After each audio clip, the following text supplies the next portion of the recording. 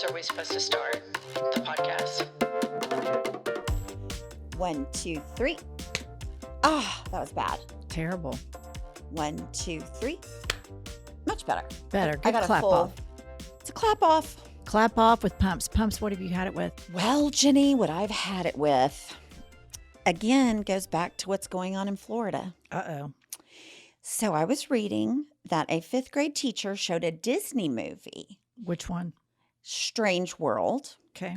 During the movie, like not even a big deal, one of the male characters expresses feelings for another male character, and parents are going to the school board saying it violates the Don't Say Gay bill in Florida, which fuckers, just because you're not saying it doesn't mean people are not gay.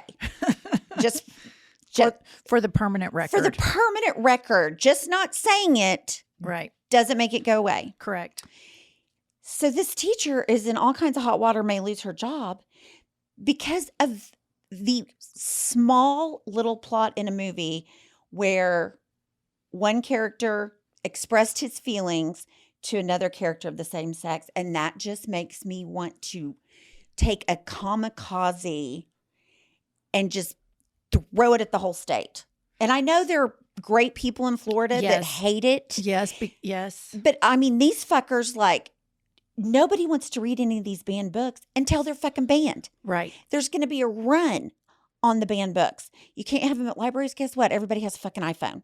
So shut the fuck up in Florida. Quit fucking micromanaging everything and acting like you're so great because you don't have gay people or liberal people.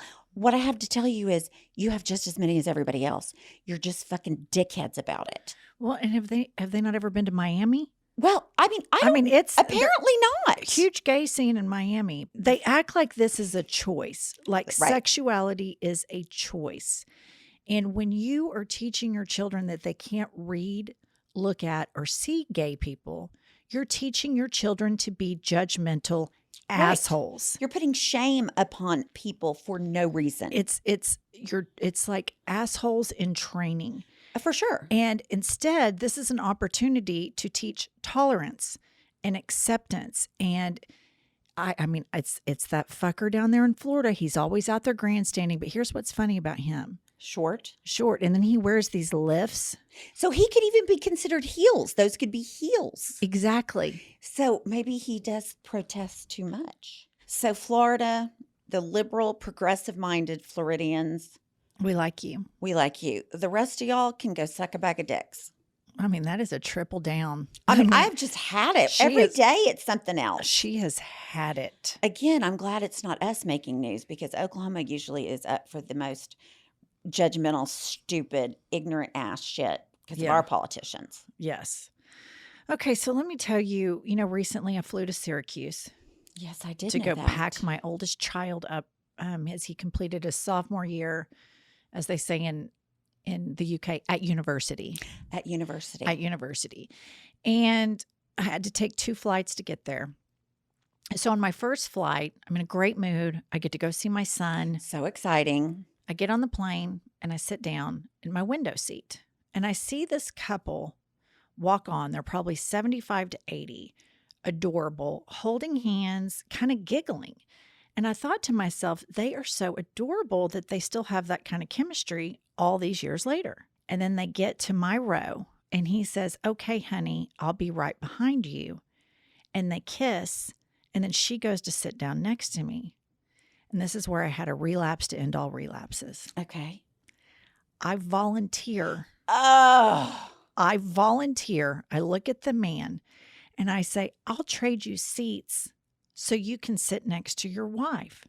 Aren't you precious? That's really nice. And they say, "Oh, that is so kind of you. That is so nice." So I get up feeling like I am the humanitarian of the year, profile in courage, always thinking of others, Nobel Peace Prize, Miss Selfless of all selflessness. I feel like I don't even identify as the host of this podcast. I'm that nice, right? So as I go out of the row to switch with him, he looks at me and winks and says, "There's a baby sitting next to me." Pats me on the arm. What? Pats me on the arm, giggles and sits down. Oh, he just bent you over and knew it. He fucked me so hard and winked at me, to which I'm sitting there saying, no good deed goes unpunished. It never fails. I relapsed. I relapsed from this. I've had it. I'm going to have, I'm not tolerating this shit. I completely relapsed and tried to do a kind thing. Right. You were rainbows and unicorn girl. A gesture of kindness. And this 75-year-old savage fucked me, and he knew he did. He knew he did. That's the thing. He knew winked it. And giggled. So I sit down, and there's this poor mom, which I've been a young mom with probably about a 10-month-old on a plane before. And the baby is very restless. So I just put in my earpods, and I'm like, I'm just going to ignore the baby. Right. So I drink some water, and then I put my cup down, and the baby wants the cup. So I slam the water, wipe my germs off the cup, and I give the baby the cup for the baby to mess with the cup. Well, then the baby decides he's thirsty. So she's breastfeeding, which is a normal act, right? Right. So she puts him under this like smock, whatever they are, breastfeeding smock. And the baby starts wanting to play peekaboo with me. With the smock. With the tit. Yeah, tit running, milk running from the tit, milk on the baby's face.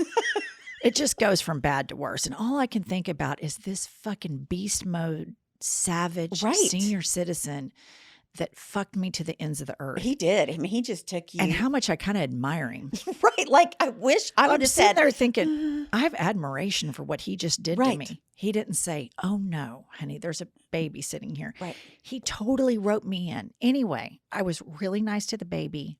Really nice. At this point, I'd relapsed so hard from my default character setting of being a dick that I just was nice to the baby, super helpful with the mom. At the end of the flight, she praised me. Thank you so much for being so kind.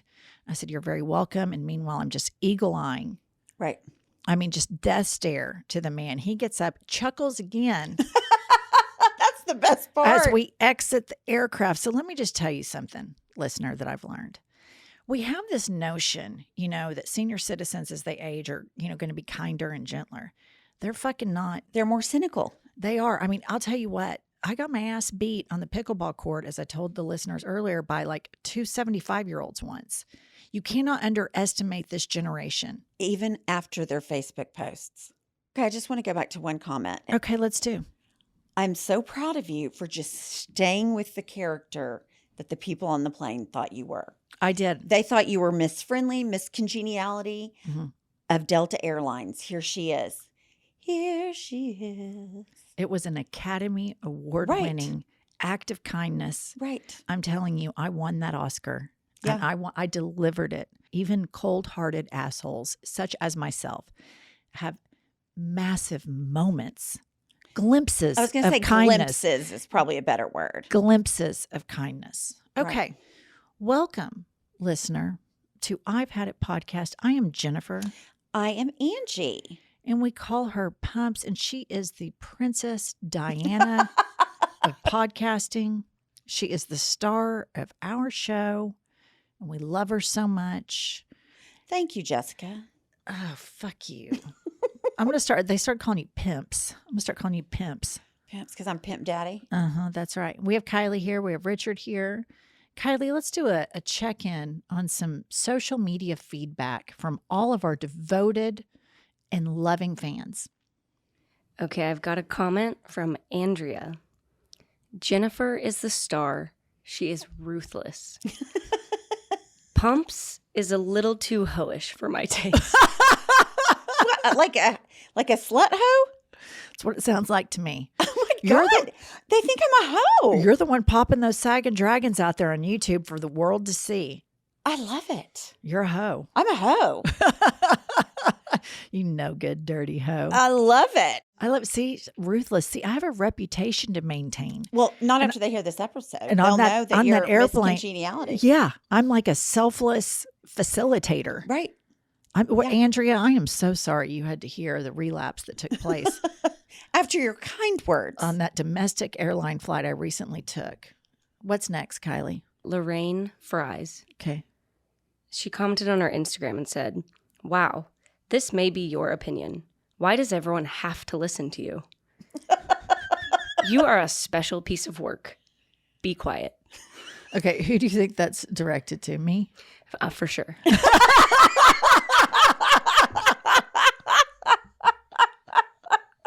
If I had to guess. Yeah. I am kind of the mean one. Okay, Lorraine, why does everybody have to listen to us? I mean, are these people dumb? Lorraine, the beauty of this is nobody has to listen to us. Yeah. Not even you, Lorraine. That's right, Why Lorraine. does everybody have to listen? I have to listen to you guys. Yeah, Kylie Right, does. Kylie and Richard. Yeah. They are financial hostages. They to are the- hostages. to the And pod. for that, I apologize. But I just don't see a lot. I mean, I don't know who's making Lorraine listen. Another hate listener? I think it just still, I want to just visit that people are on the internet. And when you see something you don't like, you can simply block, continue to scroll.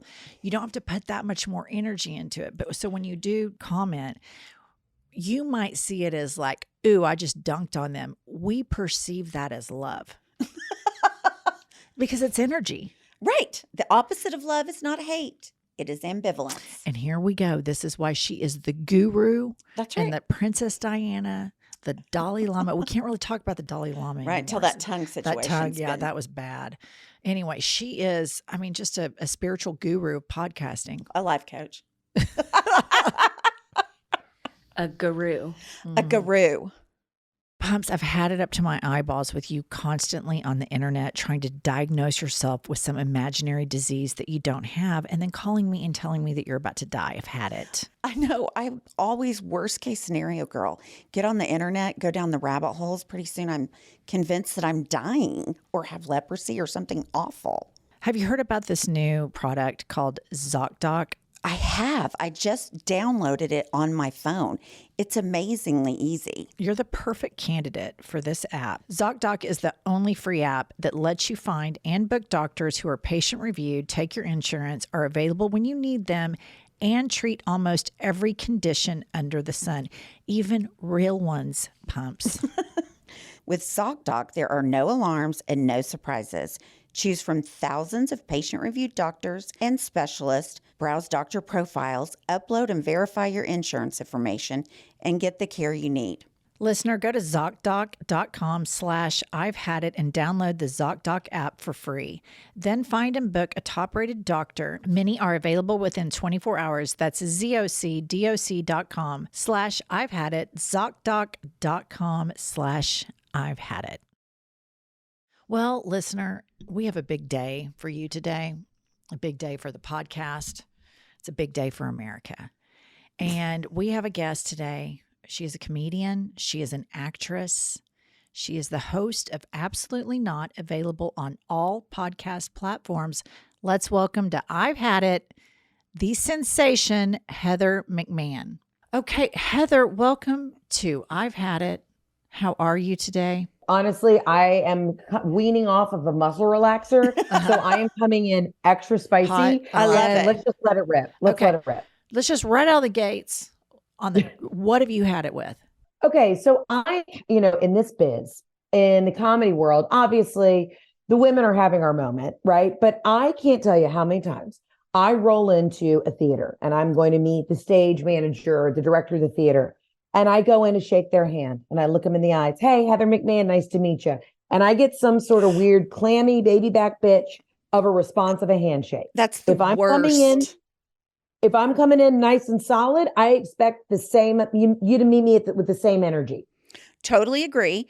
And when you have a man that gives you the half handshake, I'm immediately like, he is little dick energy. Yep. Yeah. And he's probably flaccid in the bedroom. That's immediately what I think. It's a soft serve. It's a soft serve. It is It's a a croissant precursor. Yes.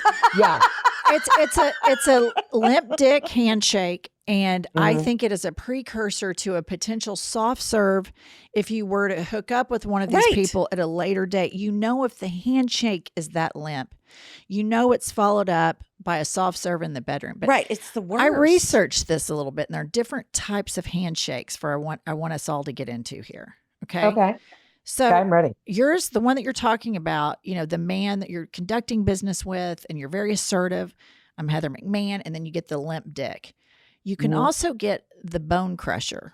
Yeah, I've had that a few times. And that is this person is overcompensating in their handshake, a really over the top squeeze. How do you feel about that?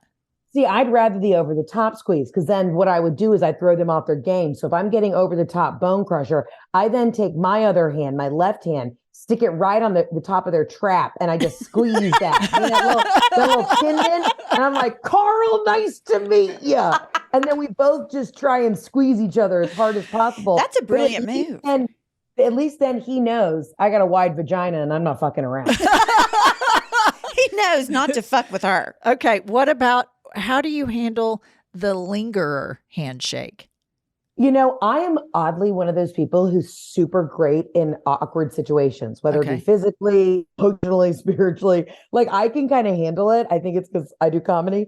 But if they linger and it's a little too long, that's when you take the other hand and you wrap it around. You know what I mean? And you're like, we're just going to stand here and we're going to hold one another. So your whole MO is to meet their intensity and double down on theirs. So that you say, I take your awkwardness and I raise you my awkwardness. Excellent. Exactly.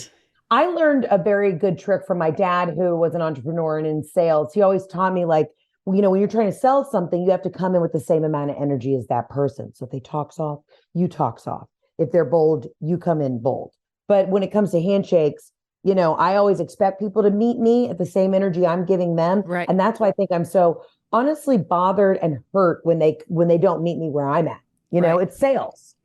I think that's really good advice. Meeting people with their energy. I don't think I would be very good at this. I think that I would fail at meeting people at their energy. For example, if somebody were to be really soft spoken. Yeah, I couldn't do that. I think it would be difficult for me, because then I'm always thinking, why is this person whispering? And when they're yelling, which Pumps does often, I'm always like, why are you yelling?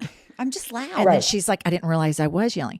But here's the handshake that is the perfect handshake. And it's called the Goldilocks handshake. And here are the qualities you have to do. So let's see if we all do this. Direct eye contact. Check. Using the right hand. Yes. Firm. Yeah. No longer than 2 seconds. Yeah. Right. Smile. For sure. And then repeat the person's name. See, I've already forgotten the name. I do this every time. Mike, nice to meet you. How are you? So you say their name immediately. Oh, yeah. Oh, yeah. See, I'm the worst at remembering names. Like, even when they say hi, if I say I'm Angie and they say I'm Mike, I've forgotten before the 2 seconds is over. Well, I think that has to do with your age. No, it just has to do with, it doesn't matter how old I am. I'm just terrible at names. She's pretty old. All right. So what else have you had it with? Honestly, I'll be honest with you. I hope they're not a sponsor of the podcast. Starbucks coffee is disgusting. Okay. I just ordered it off Uber Eats because I'm desperate, because I'm out. And I burned my grundle from Starbucks a couple of years ago. Somebody dropped a hot coffee in my lap, and I had the evidence, and my attorney never did anything with it. So now my attorney, who is my sister, just has a bunch of photos of my burnt grundle on her phone somewhere. So okay. I'm bitter, but I still keep going back. So was this a drive-through situation? Uh-huh. Mm-hmm. They spilled it while you're in the car? They put another cup in a mug. This was peak COVID. Okay. So they handed me the mug, and I had to take a hot coffee out of the mug they gave me. So as soon as I got it into my car, the lid wasn't on, and it just dropped right in my car. Yes. Oh, shit. Mm-hmm. It was gnarly. It was gnarly. And here I am. I mean, it's not even good. It's not even good. You know what I mean? If you see these girls on TikTok that are like, this is my Starbucks order, and it's like 7 pumps mocha whip. It's dry, but it's also has 2% milk, and then it's got dulce de leche syrup. And I'm like, it all tastes like fucking trash. What are we doing? I'm tired of everybody Instagramming when they get coffee. This is not an Instagrammable action anymore. We get it. Mm-hmm. We're humans. We drink coffee. I'm tired of seeing the decor on top of the foam on coffees. Agree. I've had Yeah. it. Your coffee has a heart on it. That's fucking great. I've seen 75 million of them. Let's move on. Let's Instagram something more interesting, more clever, more witty, or something more Yeah. disgusting, something somewhat thought Like provoking. we need hot dogs. Let's bring back hot dogs. There you Like, what go. are you putting on your wiener? There know you what I go. mean? Exactly. I would rather watch a hot dog eating contest than see some Gen Zer or millennial with a fucking heart foamed coffee. I've had it, Heather. I've had it. And even worse than the coffee is I somehow got sucked into water TikTok where it's grown What? women who are putting Captain Crunch flavored syrups, Crystal Light, mixing like Fruity Pebbles flavored powders in their water to flavor their water. It's called a slice of lemon. It's called spa water. If you can't handle a slice of lemon, maybe, a cucumber and a sprig of mint, what the hell are we doing here? Right. Have you seen the water TikTok? I've I've never never heard seen of it. it. And I'm scared because we're talking about it right now. And I'm terrified that my phone's hearing this, Heather. Right. And now I'm going to be on some deep dive, 745 weeks deep into this fucking tragedy that is water TikTok. It's women who they will show like their entire pantry. They're like super organized. And they're like, today I'm going to have a birthday cake flavored water. And so they'll go through their different concoctions. Swear to God, grown ass women, angel food cake, cookies and cream, German 7-layered chocolate coconut cake. And they go through and they open their little organizers and they add all these different flavors to their water to make it taste like a German coconut chocolate cake. And I'm like, just what happened to lemon? It's disgusting. And it is so viral right now. Water talk is so viral. And it literally makes me it just makes me sad for like mankind. Like if this is where we're at, where we can't just have a little essence, a little LaCroix, you know what I mean? I don't know what we're doing. We will fail as a society. Like if, we've already been through enough in the last couple of years, but if another pandemic comes around and we're relying on the women of water TikTok to build us back up as a nation, we're fucked. What I need to know is who are these monsters? Right. Who are these monsters? And here's the thing. If they have organized pantries like that, they probably have offspring. Right. They're breeding. So this is a multi-layered generational problem. This water talk is now going to be generational because what are their children going to talk about? And little Mackenzie's at school. She's like, I'm so sorry I didn't bring in my art project because my mom was up till 4 a.m.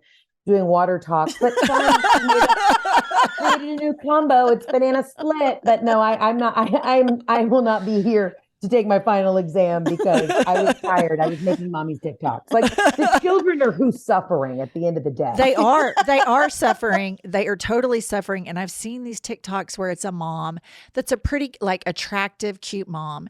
And then she's a good dancer. And then she's got the 6-year-old doing the dance with her. Right. And every time I see one of those, I don't think, oh, that's such a cute mother-daughter video. I think that poor 6-year-old got their fucking ass chewed so many times during the production of this, what appears to be benign mother-daughter dance. And that child had multiple timeouts. Right. 5, 6, 7, 8. Come on, get your hip into it more. It's just a total, mom-zilla moment. So Heather, tell us, how do you feel about boundaries? Of course, boundaries are a healthy thing. Of course. But I think everyone's gotten a little too comfortable using the word boundaries.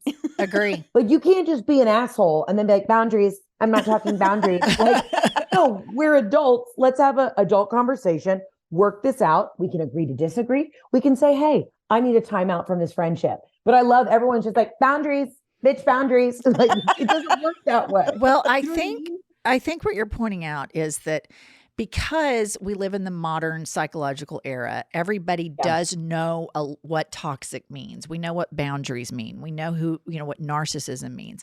But with that comes a lot of abuse and misuse of these things. But people are using these to try to act like, look at how healthy I am. Right. And in fact, it's like red flag energy. You're getting gaslit by them on how healthy they are, but that they've over therapized themselves. But I'm like, but Brenda, you're still drinking white wine alone in your car before Bible study. You know what I mean? Like, you're worried about how you're getting home, sweetheart. You know what I mean? Okay, I'm going to throw out some things, and y'all, and let's discuss as a group. If we think that these things, we should have boundaries or not have boundaries. Okay. Okay. Let's say you dated a guy for like 5 or 6 years. You're broken up and the guy is still hanging out with your family. First of all, my mother, every single person I've ever dated, she's always been like, Heather, this was your fault. You know what I mean? So I would probably have to draw boundaries with my mom, but also like, at this point, I'm like, do you want to deal with my family? Great. If you want to take my mom shopping or do that, but I'd probably kill him first. You know what I mean? I don't have a lot of exes hanging around.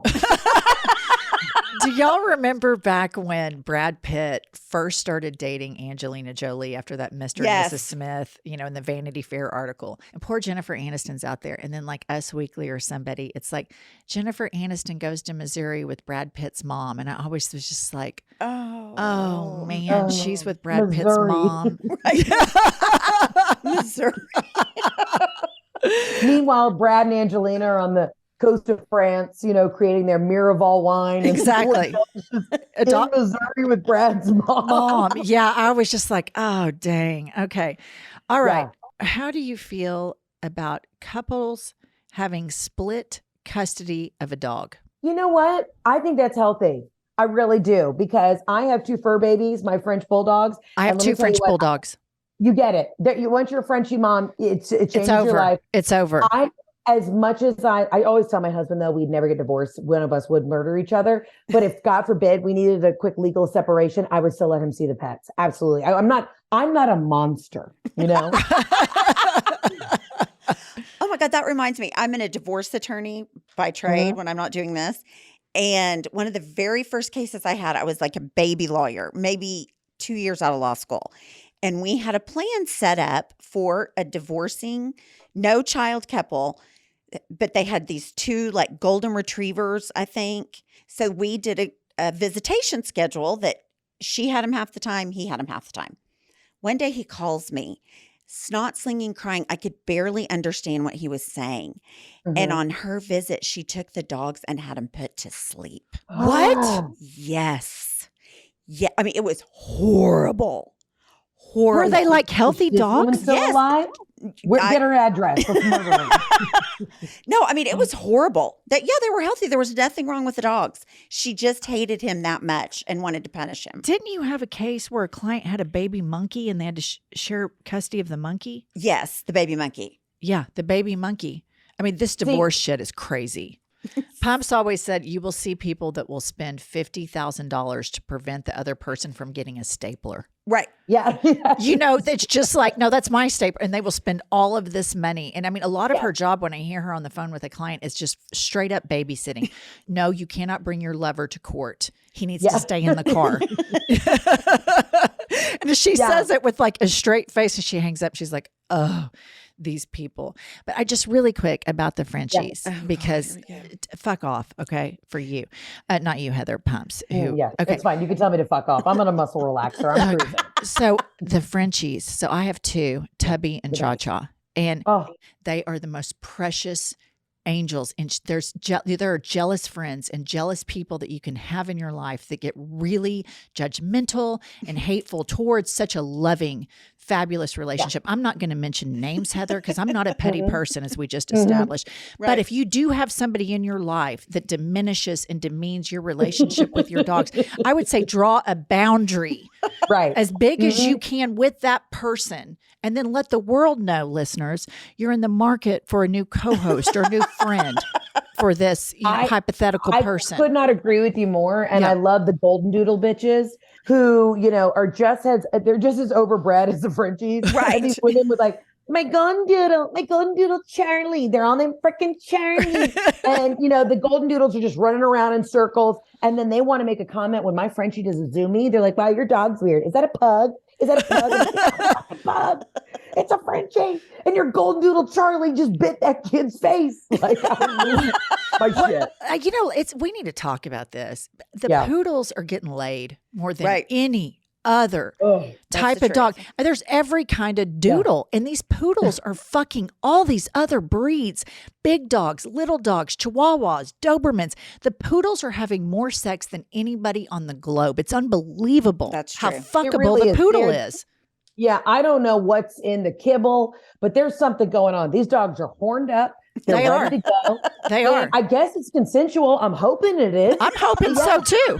I do too. I think it's a problem. I don't think this is getting enough press at all. I don't think it is either. And I I mean- think this is this is, as 3 white women, I think this is what we need to see. Poodle rape, you know what I mean? And that's right. enough, America. Yeah, we've had it with the poodles getting laid all All the the time. Okay, how about this one? Your spouse pooping with the door open. Okay, it's a boundary. I like Megan Trainor's music, but I know that there was this like whole bit that was going around that she and her husband have dueling toilets because they like to do together. It's too much. No, that's too It's too much. And Ew. wait. Everybody knows if you've been married, your spouse always knows when you have diarrhea. I mean, every day. I texted my husband literally yesterday. I said, I almost shit myself in the garage. I almost didn't make it in the house. Okay. And he's like, glad you made it, babe. But I don't also need to have the door open. Absolutely not. That's insane. Well, you though, sometimes you've been in a situation, Pumps, where you've had that toddler-like impulse to poop, where she's come barreling in my house, my housekeeper and myself are standing in the master bathroom. Down the pants go, Nagasaki, Hiroshima. Well, if that's an emergency, It was an emergency, but an nonetheless, emergency is an emergency. It was. I will say, Josh, when we used to work together, her husband's an attorney also. We used to work together and we both cannot hold it. So we would take pictures of ourselves on the pot and like the weirdest places we were pooping. Like here I am in the Logan County bathroom that should be condemned, taking a dump. We used to do that. Not that I'm proud of it. My husband and Pumps both have this toddler-like impulse with shitting. And my husband, one time we went to this party and we live in Oklahoma City and it's probably like 2 miles north of our house. We're driving down, we're zeroing in on literally 45 seconds from our house. Okay, 45 seconds. There's a 7-Eleven kind of at the end of our street. And we're about a block from the 7-Eleven. And Josh says, I'm going to pull into this 7-Eleven so I can take a shit. Yeah. I'm incredulous because I'm doing the math like that's 5 seconds to the 7-Eleven, but 15 to 20 seconds further to the house. And I go, but our house is right here. And he goes, okay, fine, I won't. And then 2 seconds later, he looks at me and he goes, I'm shitting. I'm shitting my pants right now. I'm shitting. And I am just sitting there thinking, How does this happen? how am I with this person in a car with Yeah. this person? How did I marry him? Yeah. I doubled down, had 2 kids with him. What the fuck is going on? My biggest thing with my husband is right now is like, because we don't have kids, right? We just have these Frenchies. But my husband does not realize that like in the morning when he gets up, you got to let the dogs out first, right? Let the dogs out. Then you can do a 45-minute shit.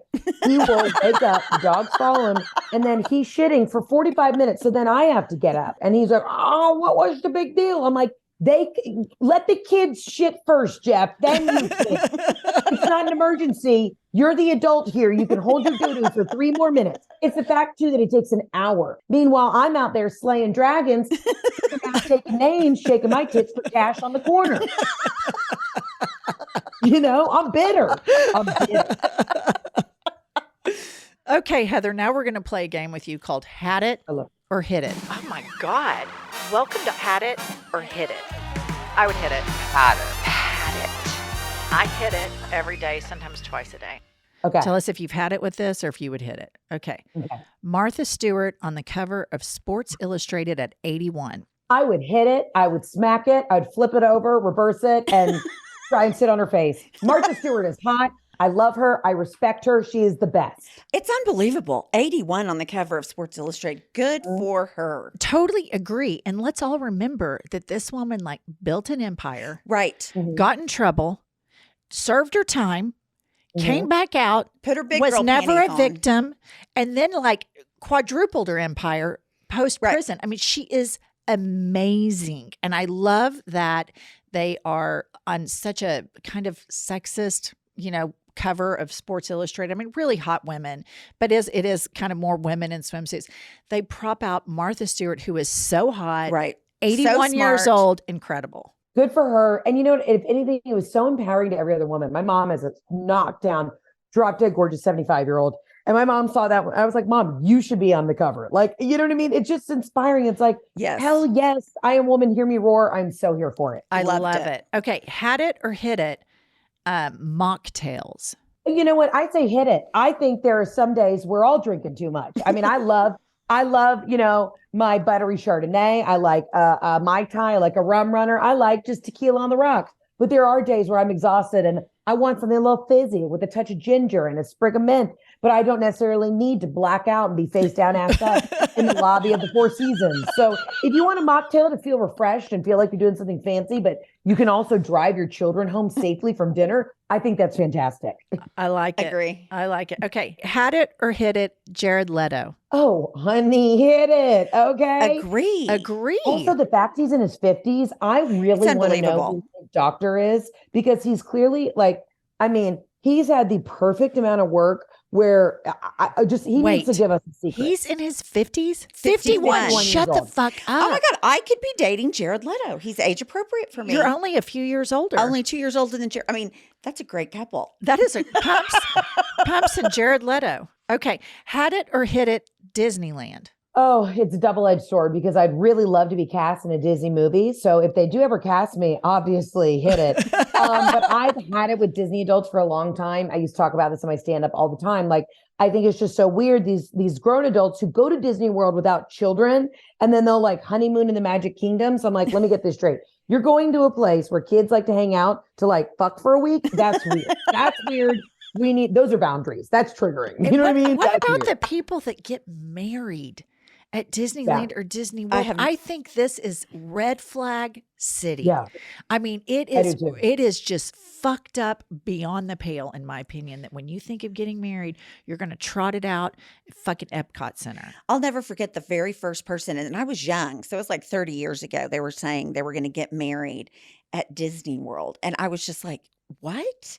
Why? I mean, why would anybody, or go on your honeymoon to Disney World? Like you were saying, they're fucking in the Magic Kingdom. It's bizarre. It's bizarre. I understand that like maybe my childhood wasn't as magical as everybody else who grew up going to Disney, but I'm hoping that if I go back to Disney, I'm going with my children. Okay. Lastly, had it or hit it, in-laws. Oh. I had it because mine didn't come to my wedding. So yeah, it's tough. Yeah. That's bad. Yeah. Yeah, it's tough. You know what? Families are hard. Families are hard. They are hard. In-laws are harder. Families are hard and in-laws are harder. Can I be honest with you? I think it's more like these moms, and I talk about this in my new tour, the moms who have these sons. I don't know what happens, but as soon as you pop out something with a penis, these women become like Lord Voldemort. And I just don't understand. Like, I always think if I were to have a son, I would try and be best friends with my daughter-in-law, even if I hated her. Right, totally. Right. Closer.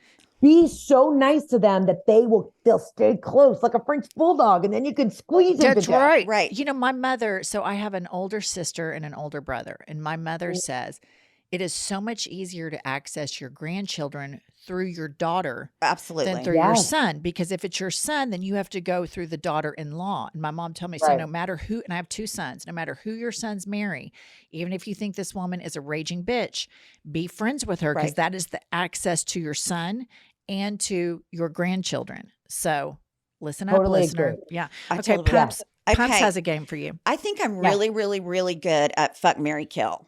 Okay, great. So I want to ask you a couple fuck, marry, kills. Fuck, marry, kill. Pete Davidson, Jeff Bezos, Larry David. Okay. Kill Pete Davidson. All right. And I know that's probably, you're like, what are you talking about? I'm going to kill Pete Davidson because it's exhausting. I'm going to marry Jeff Bezos so we can just skeet around on the yacht, and I'm absolutely having sex with Larry David. Are you kidding me? I want to see. You would laugh your ass off. He'd be so grumpy. It would be so awkward. Can you imagine sitting around at brunch the next day and telling all your friends how just neurotic and insane having sex with Larry David was? I'm essentially married to an Italian version of Larry David, so I find him hot, sexy. Larry, call me. Same. I am the biggest Larry David fan. I think Curb Your Enthusiasm is the most brilliant comedy ever made. Love it. Okay. Okay. Last one. Rihanna, Jamie Lee Curtis, Judge Judy. Oh my God. Okay. Well, I'm fucking Rihanna. Okay. I'm marrying Judge Judy because she's low key worth like $100 million. She's one of the highest paid women in television. Oh, wow. And I hate to say it, I love Jamie Lee Curtis, but I'm going to kill Jamie Lee Curtis simply because, Rihanna and Judge Judy are way richer. Yeah. Rihanna's more fuckable and Judge Judy's richer. Yeah. Rihanna's going to come in some like hot Fenty number, covered in body glitter. It'll be sexy. It'll be hot. Yeah. Yeah. Totally. Heather McMahan, you are tap the vein, inject your shit right in. The Frenchie, the irreverent humor, the cynicism. I mean, we love you and we pick up everything that you put down, girl. Well, I love y'all. And I just want to say, y'all are just blowing up, crushing it, like just going hard in the paint. And I think it's so fantastic and refreshing. And I love the bullshit that y'all are talking because I agree with you on all of it. So congratulations right back to y'all. Well, thank you so much, Have Heather. a great show. We saw your Radio City. You're already on the marquee. I still am waiting for the day that I show up for my show and they're going to check the clipboard and say like, no, wrong venue. I still have a body for me, but I can't believe it. This is like my wildest dreams come true. I love That's it. exciting. You've got this. Thank you, Heather. Thanks so much, Thanks, y'all. Heather. Bye. Bye. I think I want to have her replace you. I kind of think I want her to replace you too. I think she'd want me more because then we would have 4 French Right. Bulldog children together. Well, but I could get 2 long-haired Frenchies and woo her with the long-haired Frenchies. This is my master plan. I want to Dump me. secretly buy you a French Bulldog and watch the love affair blossom. And I just know, and they're needy, and I think it would be therapeutic for you because they're so codependent. And soon you're going to be a complete empty nester. See, yeah. And that fucking wolf you have is not going to fix it.